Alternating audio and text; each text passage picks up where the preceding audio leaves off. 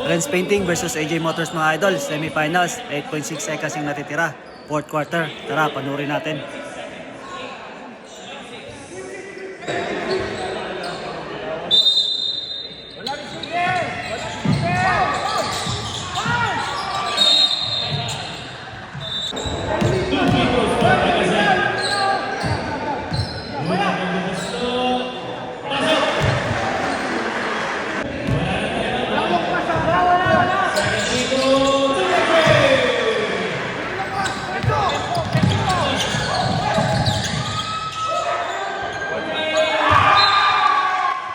At dito nga mga idol, kapos yung tira ng import ng 3 points. Tayo sana yun kung pumasok. At may hindi inasahang pangyayari na out of bounds, bola ulit ng AJ Motors at may 2 seconds pang natitira.